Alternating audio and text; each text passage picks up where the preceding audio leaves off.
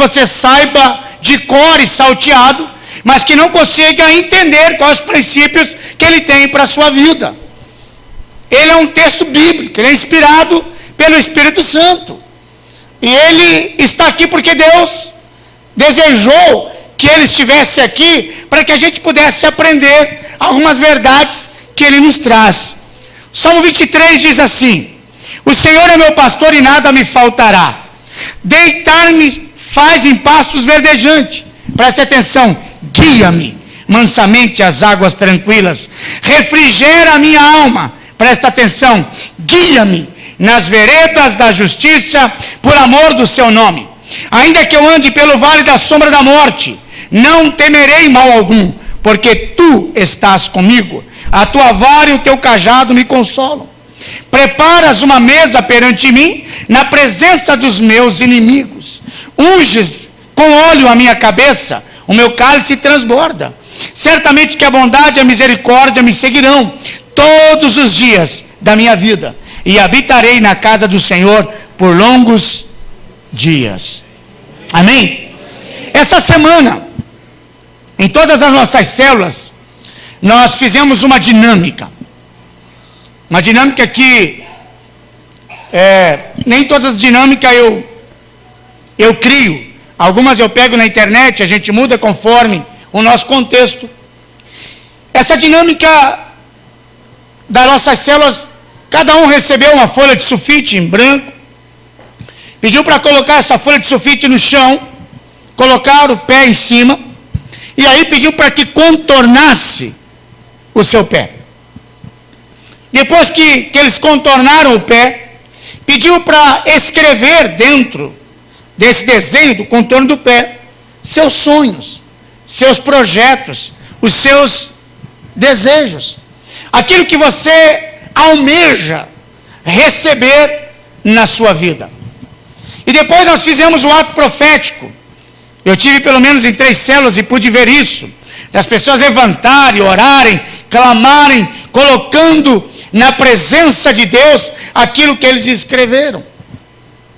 Por que nós fizemos essa dinâmica? O que nós queremos ensinar com ela? Esse é um ato profético, tem nada aí de misticismo, mas é um ato profético, que está lá em Provérbios 16, versículo 9, quando o texto diz: o coração do homem planeja o seu caminho, mas o Senhor lhe dirige os passos. O coração do homem faz os seus projetos. O coração do homem tem os seus desejos. O coração do homem define algumas diretrizes na vida.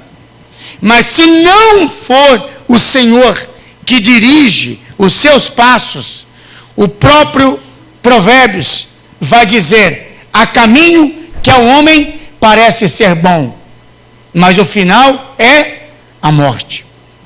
E nem todo caminho, nem todos os lugares que os nossos pés nos levam são de Deus, são sonhos de Deus, são projetos de Deus. E quando eu falo de caminho, porque o salmista diz: ele me guia por caminho de justiça, por amor do seu nome. Quando eu estou aqui me referindo a caminho, a passos, estou me referindo a esse percurso da vida. Você que faz faculdade, você que trabalha, você que é casado, você que quer casar, você que está estudando, você que está projetando a sua vida. Quando me refiro a caminho, me refiro exatamente a esse projeto que se chama vida, que nós estamos vivendo, no qual nós temos as nossas rotinas. E eu tenho para mim de que muitas coisas que nós sofremos hoje, e até buscamos o milagre de Deus, é porque nós não entendemos ainda um princípio fundamental e de extrema importância para a nossa vida, que eu chamo de decisão. Ou quais são os princípios que nos levam a tomar as decisões que tomamos na nossa vida. É bem possível de que talvez você esteja hoje buscando a presença de Deus, e você esteja hoje precisando de milagres, e você esteja com alguma área da tua vida doente, arrasada, devastada, porque ontem você não tomou a decisão certa, não soube tomar a decisão da maneira que deveria ser tomada. A nossa vida é feita de escolhas, a nossa vida é feita de decisões. Você hoje pela manhã já tomou a primeira decisão da sua vida quando você acordou de manhã, e a primeira decisão é: levanto ou continuo dormindo? O relógio desperta, e aí você diz: poxa vida, eu tenho que ir trabalhar. Mas será que dá para dormir mais um pouquinho? Mas você tem que tomar uma decisão. Você tomou uma decisão se você vinha na igreja hoje ou não. A nossa vida, ela é feita de decisões. Até para eu não decidir nada, eu tenho que decidir que nada vou decidir. Rapaz, repete isso aí. Isso é profundo, né?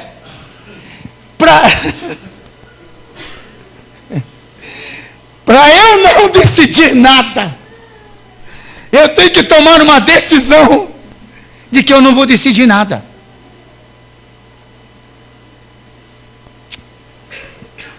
Rapaz, se eu estivesse pregando isso aqui numa igreja mesmo que, sabe, que o pessoal dava pelo menos um glória, um amém, sorria, me dava uma força. Eu preparo, ensaio esses negócios em casa para chegar aqui, eu imaginei que pelo menos eu vi assim: uau! Mas essa é uma verdade. Até para a gente não decidir, nós temos que decidir que nós não vamos decidir. Parece uma brincadeira, mas é um princípio de vida. Toda hora, todo instante, todo minuto, nós estamos tendo que tomar decisões em algumas áreas da nossa vida. Por quê? Porque quando Deus fez no jardim do Éden um homem e uma mulher, Ele não fez máquina, Ele não construiu um robô, Ele construiu seres humanos. E Ele deu a Adão e Eva algo que nós chamamos de livre-arbítrio. O que é livre-arbítrio? Ele nos deu o poder de escolha. Ele nos deu a liberdade de nós escolhermos, de nós tomarmos as decisões que achamos melhor em determinado momento da nossa vida. Só que a grande questão é que nós tomamos as nossas decisões, mas nós também somos responsáveis em viver, em sofrer as consequências das nossas decisões, sejam elas positivas ou negativas, boas ou ruins. Quando Deus disse a Adão e Eva, construiu um jardim bonito para eles, colocou lá Adão e Eva no jardim, disse: olha, de tudo que tem no jardim, vocês podem desfrutar. Desta árvore aqui, eu não quero que vocês toquem. Deus poderia ter colocado aquela árvore, poderia ter falado isso para eles, e Deus poderia ter colocado um anjo aqui. Então, quando Eva chegou ali e começou a desejar aquele fruto, o anjo poderia tirar a espada reluzente, olhar para a serpente e dizer: sai para lá, serpente, e proteger Adão e Eva, para que eles não tomassem a decisão errada que eles tomaram. Mas por que Deus fez isso? Porque Deus deu a eles a direção. Porque Deus disse para eles a consequência. E Deus disse: olha, é bom que vocês não toquem, porém, vocês são livres para decidir aquilo que vocês querem, porque vocês também são livres para viver a consequência das decisões que vocês tomam. Adão e Eva, então, decidiram desobedecer. E porque desobedeceram, sofreram as consequências. foram expulsos do jardim do Éden, foram expulsos da presença de Deus. Agora, quando eu penso de que nós somos seres humanos, que Deus não fez máquinas, mas fez homem e mulher, duas verdades básicas aqui me vêm à mente. Primeiro, porque nós somos seres humanos, nós somos limitados.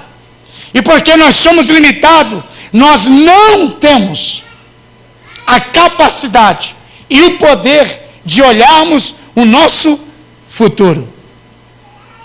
Apenas podemos projetar, mas nós não sabemos o que vai acontecer. Você sabe o que vai acontecer depois que você sair daqui do culto? Mas você tem um projeto.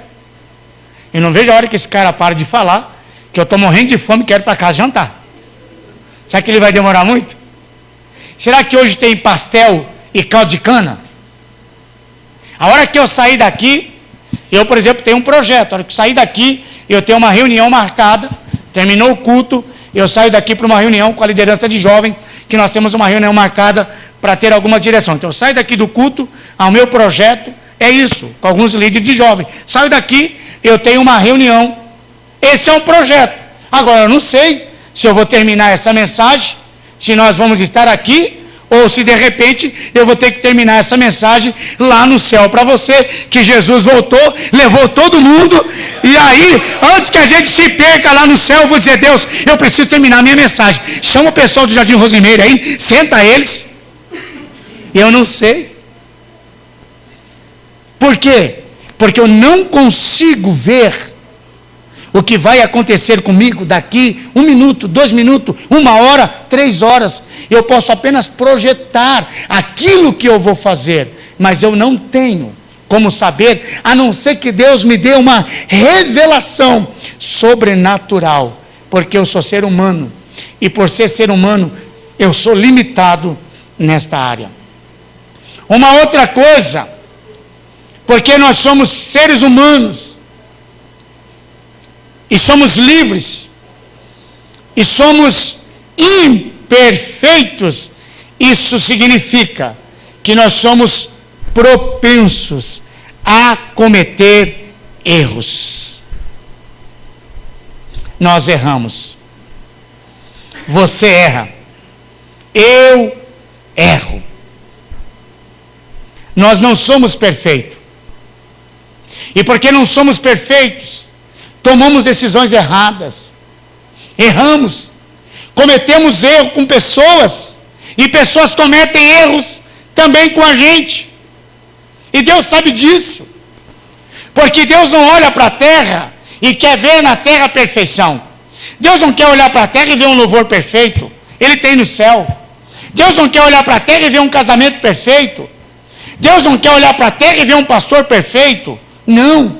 Deus não procura na terra perfeição. O que Deus procura na terra é santidade. Porque Deus sabe que aqui na terra Ele nunca vai encontrar perfeição. Porque Ele fez seres humanos. E porque Ele fez seres humanos, entrou o pecado. E depois que entrou o pecado, nos tornou imperfeito. E porque somos imperfeitos, cometemos erros. Nós erramos. Temos essa, se é que eu posso usar essa palavra, essa deficiência. Aí Tiago, no capítulo 1, versículos 5 e 8, vai dizer assim: se alguém de vós tem falta de sabedoria, peça a Deus, que a todos dá liberalmente, e não lança em rosto, se lhe é dada. Peça, porém, com fé, em nada duvidando, porque o que duvida é semelhante à onda do mar, que é levada pelo vento e lançada de uma parte para a outra. Preste atenção, não pense que tal homem receberá do Senhor alguma coisa. Escute o que ele vai dizer agora: o homem de coração dobre é inconstante em todos os seus caminhos. O que Tiago está dizendo aqui? O que é um homem de coração dobre? É um homem que tem dois pensamentos. Um homem que não sabe. Não tem definição. Uma hora pensa uma coisa, outra hora pensa outra coisa. Ele diz que este homem, inconstante em seu caminho. O que significa esta palavra inconstante? É a palavra desequilíbrio. E esta palavra, no original, desequilíbrio, ela significa oscilar como um bêbado. Você já viu bêbado andando? Já viu? Bêbado está aqui, não é? Aí ele quer chegar no púlpito ali, né? Ele diz assim, eu vou ali. Primeiro precisa saber que púlpito que ele está vendo. Que é bem provável que ele vai ver uns 3. Ele vai falar, eu quero ir no púlpito, mas está aqui. Né? Aí ele se apruma. Ele vai, ele se prepara. Não é? Ele quer ir ali. Aí começa a ventar. Que o vento é o inimigo do bêbado. Aí começa a ventar. Ele vem para cá, não é? Isso é uma encenação. Aí vai para lá. Direitinho, mas eu nunca bebi. Aí tem alguns que estão se vendo, não é? Vai para lá. Tem alguns que estão dizendo, pastor, eu era assim. Vai para cá. É bem provável que ele nem consiga chegar aqui. Tiago está dizendo assim, que um homem de coração dobre é inconstante no teu caminho. Ele não sabe ter uma vida cristã reta. Ele não sabe caminhar como tem que caminhar. Uma hora ele está azedo, uma hora ele está doce, uma hora ele está no céu, outra hora ele está no inferno, uma outra hora ele está cheio da graça de Deus, outra hora ele está cheio de ódio, uma hora ele está dizendo assim, cara, assim você não vai chegar em lugar nenhum, assim você não vai receber nada. Você parece um bêbado. Você não tem direção. Você não sabe aonde você quer chegar. Você não sabe o que você quer da sua vida. Sabe, querido, quando a gente não consegue fazer escolhas, nós começamos a balançar de um lado para o outro na vida como um bêbado. Algumas vezes até mesmo, depois que nós tomamos certas decisões, nós ficamos. Será que foi a decisão certa que eu tomei? Será que eu deveria tomar essa decisão? Será que eu deveria casar mesmo? Será que não era melhor comprar uma bicicleta? Bicicleta ia me dar menos dor de cabeça. Bicicleta não fala. Não ri. Não ri. Bicicleta não reclama. Bicicleta não usa meu cartão de crédito. E aí quando a gente toma uma decisão que percebe que foi errada, aí a gente fica pior ainda. Sabe, eu quero dizer uma coisa para você, que eu digo isso muito para casais. Quando eu ministro, quando eu aconselho, quando eu atendo, eu sempre gosto de usar essa expressão, que eu também trago como regra para a vida, e é bíblico. Deixa eu dizer uma coisa para você. Nós não podemos ter relacionamentos, seja marido e mulher, seja na igreja, seja no serviço, em qualquer lugar da tua vida, não se dá, não consegue ter relacionamento saudável, se nesse relacionamento não existe margem para erros. Vou repetir para você. Não se tem nesse mundo relacionamento saudável, seja de marido e mulher, seja em qualquer outro tipo de relacionamento que você tenha, não existe relacionamento saudável se nesse relacionamento não existir margens para erros. Porque o grande segredo, às vezes na vida, não é impedir os erros que vêm. Eu digo para os casais, o grande segredo da vida não é você impedir as turbulências que vêm para a sua relação, porque isso é impossível. Nós não conseguimos impedir as coisas que vêm e que geram certa turbulência no nosso relacionamento. O segredo não está em impedir, o segredo está na minha reação, no meu comportamento, quando a turbulência vem. É aqui que os casais se perdem. É aqui que os relacionamentos vão embora. Porque eu não consigo viver um relacionamento onde eu não posso errar nunca. Não dá para viver um relacionamento onde não exige margens para erro. Eu tenho que entender que eu erro com pessoas. E eu preciso compreender que pessoas também erram comigo. Olha o que diz Eclesiastes 7,16. Não sejas demasiadamente justo, nem demasiadamente sábio, porque destruirás a ti mesmo. Eclesiastes está dizendo, não seja exageradamente justo. Você quer as coisas tudo assim, é tudo do seu jeito, é tudo da sua maneira, porque tem que ser dessa maneira. É porque é só você que sabe, porque você é um entendido, porque você é o especialista. Ele está dizendo, não seja assim. Ele está dizendo, quem tem um comportamento desta maneira, esse próprio sentimento vai destruir você. Sabe por quê? Porque quando você sempre olha o erro dos outros, é só o erro dos outros, porque você tem que, eu não fazia assim, porque tem que ser dessa maneira. O dia que você errar, as pessoas nem vão precisar olhar para você e apontar o teu erro. Você mesmo vai se sentir culpado. Porque você acha que é tão certinho, é tão certinho, é tão certinho, porque no dia que você errar, você vai se sentir culpado.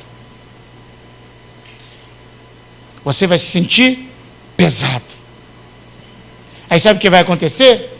Te leva à depressão, te leva à angústia, te traz insegurança, não sabe se toma decisão ou não. Se fica lá, ai meu Deus, será que eu tomo essa decisão? Será que não? Eu e a minha esposa, às vezes tem isso, né? Às vezes falo para ela assim, a gente vai sair para almoçar, ou vai fazer qualquer outra coisa, aí eu falo para ela assim, o que você acha da gente ir em tal lugar, ou vamos em tal lugar? Aí ela me dá uma resposta, você que sabe.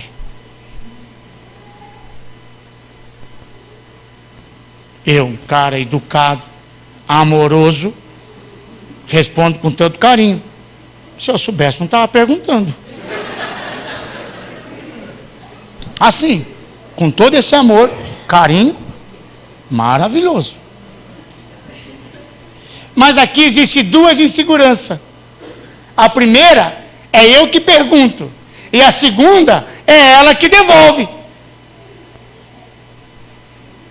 Porque se eu levo ela sem perguntar, ela pode dizer, não gostei. Agora, se ela responde, e vamos, e eu não gosto, ela, então, é uma conversa de surdo. Vamos lá? Não, vamos lá.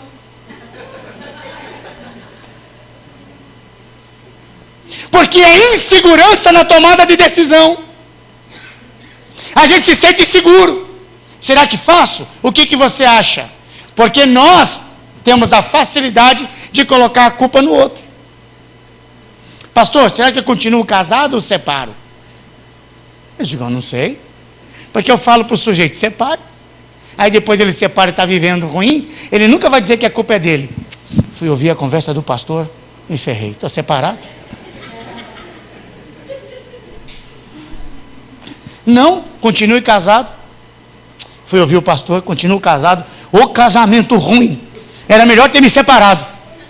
As pessoas querem as coisas prontas. Elas não querem pensar. Elas não querem sofrer as consequências das suas decisões. Então é muito mais fácil para ela jogar a responsabilidade para o outro. Por quê? Porque ela se sente insegura e é muito mais fácil ela culpar a outra pessoa. Adão, foi você que desobedeceu? Não, foi a mulher que o Senhor me deu. Eva, mas foi você que desobedeceu? Não, foi a serpente que o Senhor colocou aqui. Já falei isso, né? Serpente, foi você? Não, foi o diabo que o Senhor jogou para a terra e me possuiu.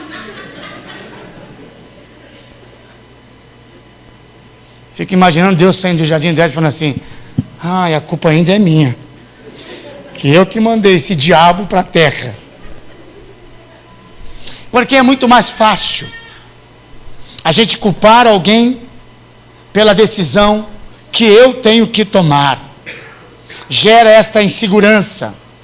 E aí, se nós não tomarmos cuidado, nós vamos viver em função de outras pessoas, ou em função de nós mesmos. A gente fica com medo de tomar decisões, porque a gente sempre fica pensando: será que vai magoar outra? Será que, meu Deus do céu? E aí tudo que as pessoas falam: ai meu Deus, comentaram isso, ai falaram aquilo, ai falaram aquilo outro, ai, mas se eu tomar essa decisão, o que vão falar? Essas coisas. Aí você vai viver a sua vida em função das pessoas. São as pessoas que mandam em você. Não é o que você acha que é certo ou errado. Por isso, querido, nós precisamos aprender alguns princípios importantes para a nossa vida na questão de tomadas de decisões. E o salmista, ele vai dizer aqui, ó: refrigera minha alma, guia-me nas veredas da justiça, por amor do seu nome. O que o salmista está dizendo aqui?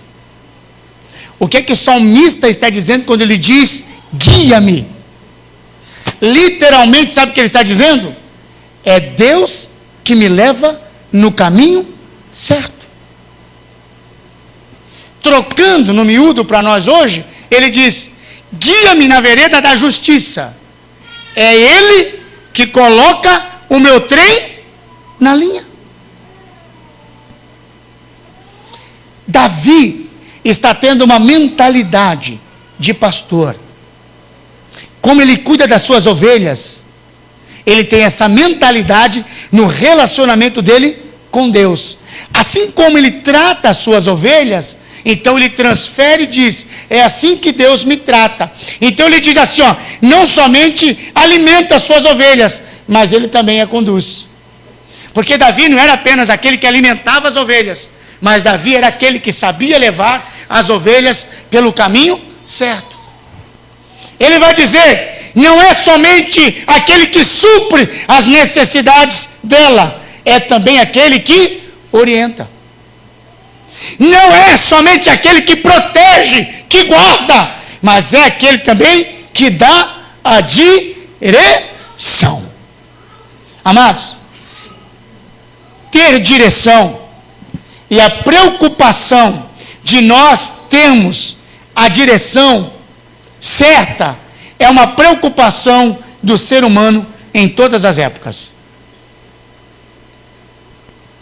Há muito tempo atrás, em todo o tempo, o homem sempre procurou métodos, maneiras de seguir o seu caminho de maneira correta. Pessoal, por exemplo, há uma época que se vai pelas estrelas do céu, não é? Pela lua. A Três Maria fica para o leste, para o sul. O sol nasce aqui. O sol dorme desse lado. Então foram criando métodos. Para quê? Para se orientar. Foi modernizando. Depois veio a bússola, que fala norte, sul, oeste, leste. Os navegadores tinham farol, onde o cara está navegando, e quando ele vê um farol, ele diz: naquela direção tem um porto, naquela direção tem terra. E agora o mais moderno são os GPS que nós temos aí, que eu não confio muito, né? Todos nós queremos. Eu não estaria pregando aqui hoje à noite. Hoje à noite estaria pregando numa igreja em São Paulo, num culto de família, ministrando para a família. Teve um problema lá, e eles precisaram cancelar por uma circunstância maior da igreja. Mas que interessante, eu sou um cara que fico extremamente irritado quando eu me perco. É horrível para mim saber que eu estou dirigindo e não estou indo para lugar nenhum.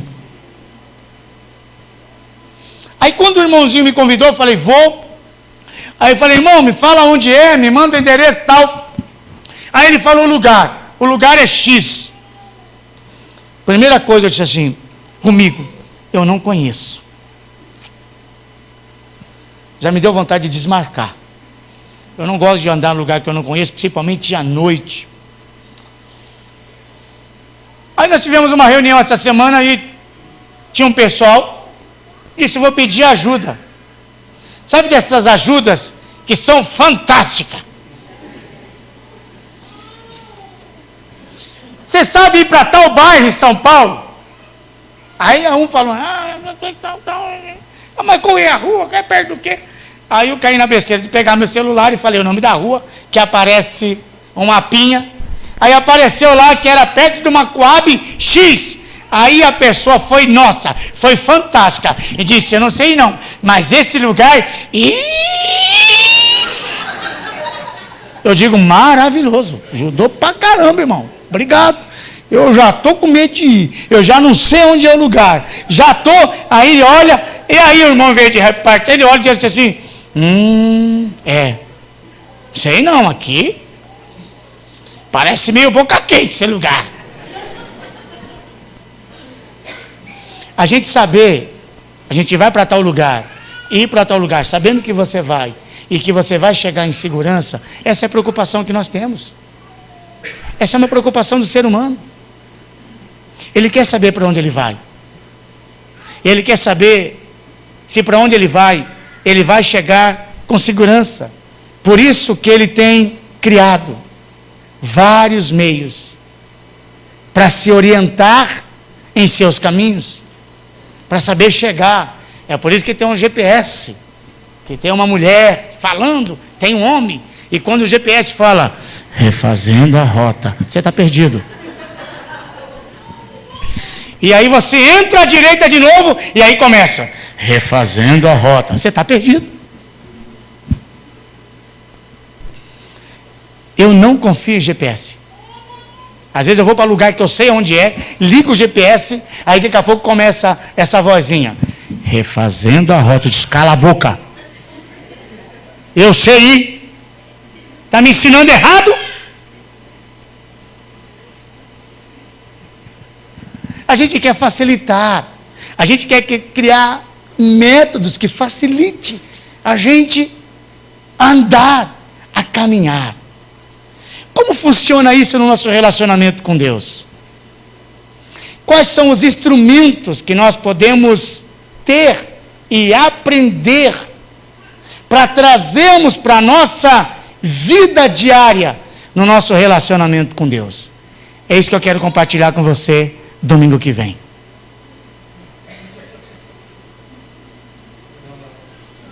Pelo amor de Deus.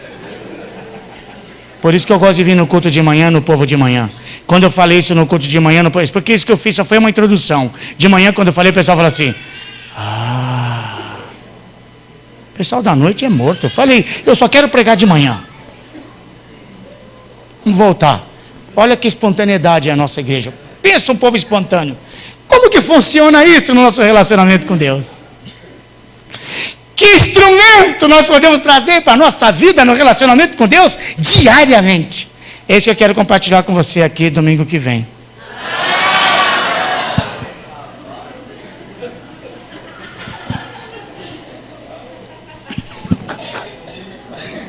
Me dá até vergonha. Eu vou trazer aqui, em outros domingos, exatamente isso. Mas hoje eu quero falar apenas um para você. Você precisa deixar Deus guiar os seus passos. Eu só quero dizer para você qual é a dificuldade que nós temos de deixar Deus guiar o nosso passo. Você precisa deixar que Deus guie os seus passos. Tá, pastor, eu sei disso. Mas quais são as dificuldades? Quais são que nos impede de Deus dirigir os nossos passos? Eu vou apontar pelo menos 3 aqui, para a gente encerrar. Mas antes de apontá-las, nós precisamos corrigir um erro de inversão de valores. Sabe qual é? É que nós não sabemos colocar para Deus as decisões que precisamos tomar. E é bem possível que muitas das nossas orações hoje, nós precisamos de milagre e precisamos de direção de Deus nas decisões erradas que nós já tomamos. Porque às vezes a gente não consegue chegar para Deus e falar: Deus, será que a melhor decisão para mim é fazer a coisa X, Y?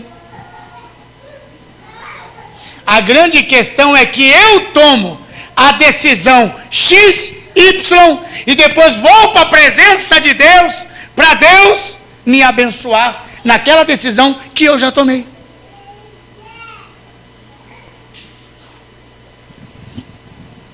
E aí entra 3 coisas que nos atrapalham.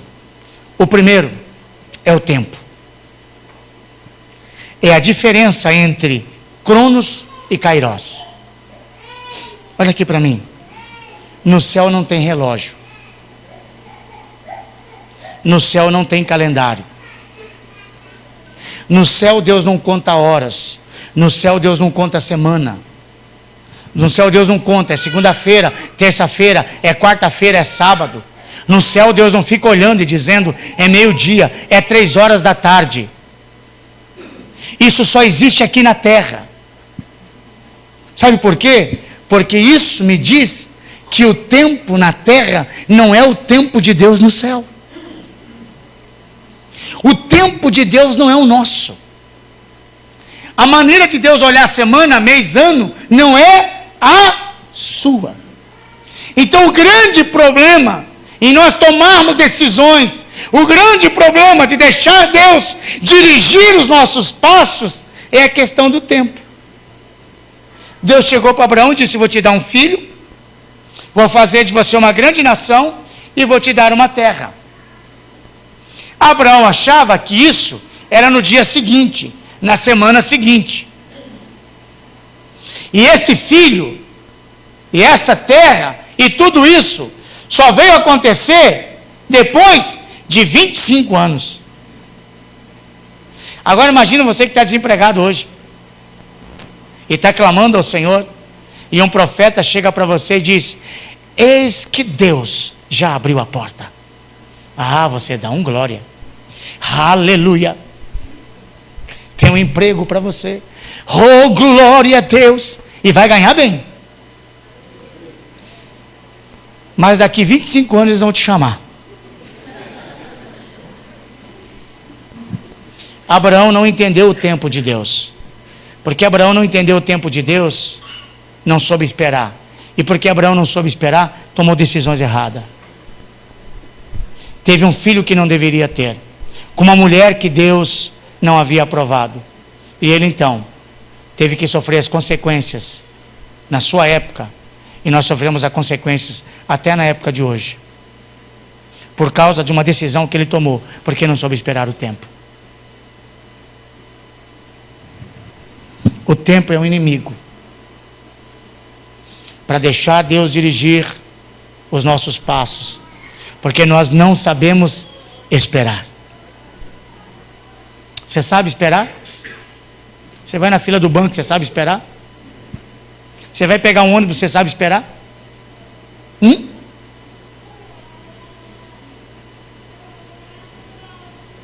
Todos nós esperamos.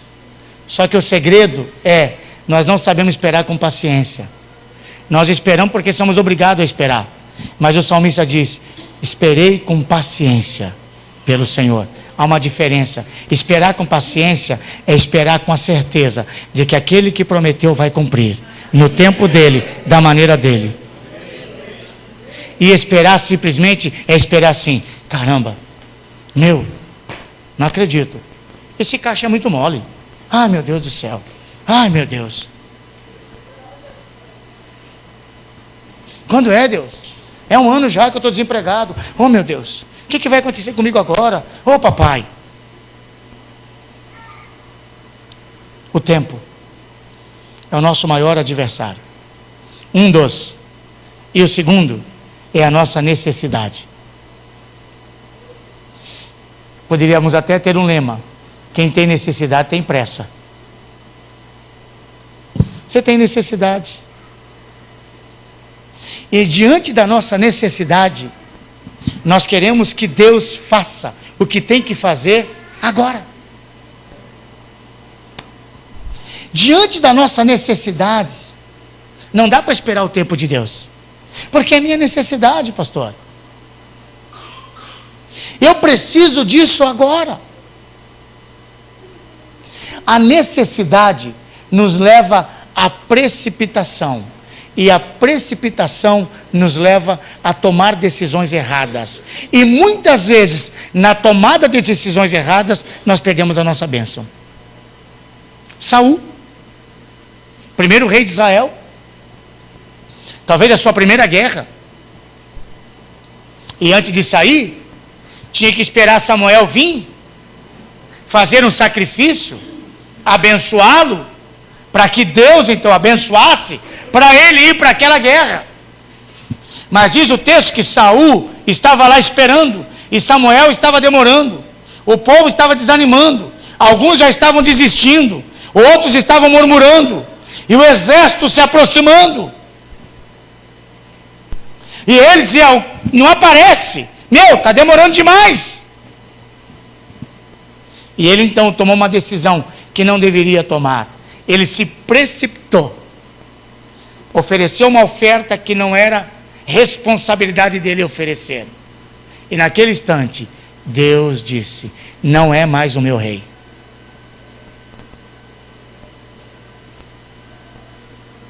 Necessidade nos leva à precipitação. Precipitação nos leva a decisões erradas. E muitas das decisões erradas nos leva a perder a bênção que Deus tem para nós. Por causa das nossas necessidades.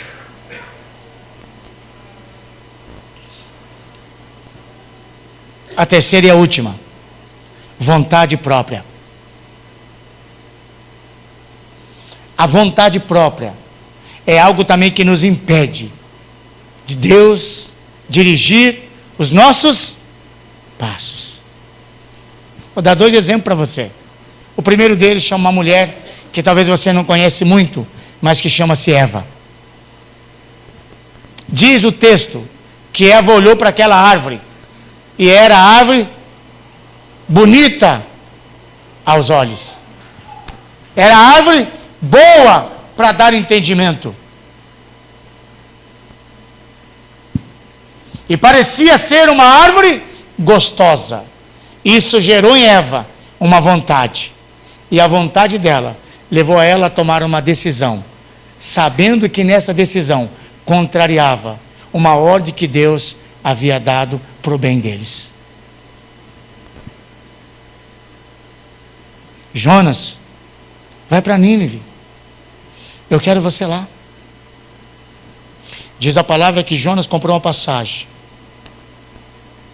E não seguiu a vontade de Deus, mas seguiu a vontade dele. E foi para Tarsis. E diz que nessa caminhada dele indo para Tarsis, no meio, Deus levantou uma tempestade. E nessa tempestade teve que ser jogado no mar. Foi engolido por um grande peixe. E foi vomitado lá na praia, onde Deus gostaria que ele estivesse. As nossas vontades. Você já viu o adolescente apaixonado? Adolescente apaixonado começa assim. Se dentro de casa tem um pai que é durão, vem na mãe. Ô mãe, fala com o pai. Mãe, eu estou gostando de fulano. Seu pai não vai gostar disso. Ah, mãe, fala com o pai. Né? Eu também não quero saber disso, não.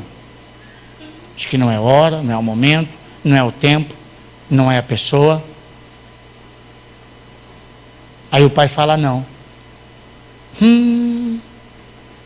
Vocês não me amam. Não gostam de mim. Eu vou embora dessa casa. Vou me matar. Não é? Você fala, não quero, não é o tempo. Sai batendo o pé, e aí para o quarto, e anda e fechar a porta. Diz, eu odeio essa família, porque ninguém me ama nessa família. Porque a vontade fala mais forte. Está apaixonado. E às vezes a paixão leva à precipitação, e a precipitação leva a caminhos errados, e às vezes o caminho errado leva você a perder a bênção que Deus tinha para você. Por isso que eu amo a minha esposa, soube esperar o tempo de Deus, não se precipitou, orou, olha que bênção Deus deu a ela.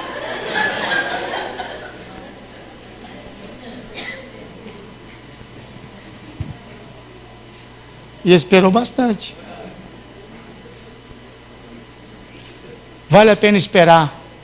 É claro que com você jamais vai acontecer o que aconteceu com a minha esposa, porque homens bonitos igual esse foram poucos. Alguns já morreram e outros ainda vão nascer. O resto aqui é tudo ralado. Às vezes a nossa vontade nos leva a isso, a tomar decisões erradas. Não sabemos esperar o tempo de Deus. A nossa necessidade fala mais alto. E a nossa vontade própria nos leva a tomar decisões que não são de Deus. Quero encerrar dizendo para você, não seja manipulador. Não seja manipulador. Deus é quem pode manter a nossa vida andando no caminho certo. Não seja manipulador. O que é que eu estou dizendo? Um dos maiores problemas é que geralmente, quando nós buscamos a vontade de Deus, nós procuramos através dos nossos métodos, das nossas formas, pensando que o nosso jeito é o melhor. E nisso, muitas vezes, as nossas orações, elas já são direcionadas, condicionadas pela minha vontade, pelo meu tempo e pela minha necessidade. Nós não oramos para saber a vontade de Deus, mas que Deus abençoe a decisão que eu já tomei. E principalmente se eu tomei errado. A gente não é capaz de orar e falar, Senhor, essa faculdade que eu devo fazer, Senhor, isso é o melhor para mim. Não. Você simplesmente quer ir fazer e vai fazendo de todas as maneiras, e você não calcula, não sabe o valor, não sabe um monte de coisa, e depois você está lá no meio, falando, preciso orar, não estou conseguindo, não estou aguentando, não era isso que eu queria, não era esse o caminho, não é isso que é bênção para mim.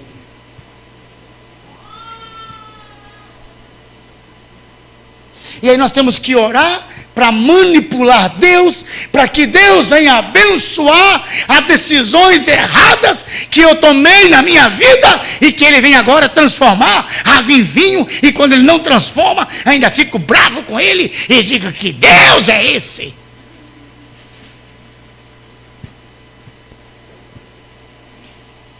Somos manipuladores. Nós não sabemos orar e esperar em Deus. Nós oramos e já damos a resposta para Deus. Preste atenção na sua oração. Muitas vezes você ora, mas está lá. Às vezes você está com um problema financeiro. E aí você dobra o seu joelho e começa a orar. Ô Deus, supra esse problema. Entra com providência, Senhor. Tu és o Deus de milagres.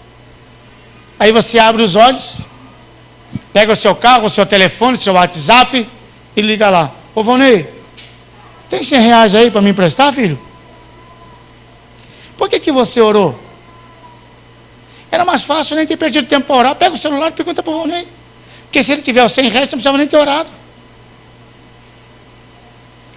Mas a gente acha que se orar e depois pegar o telefone, Deus vai tocar no coração do Vonei, o coração dele vai estar mais mole para ouvir. Aí ele fala, tenho. Você diz, é de Deus. Isso é manipulação. Se você orou, colocou nas mãos de Deus, e você crê que Ele vai suprir, então descanse, espera com paciência, e Deus vai suprir. Se tiver que fazer chover do céu, Ele vai fazer do céu, mas Ele vai suprir para você.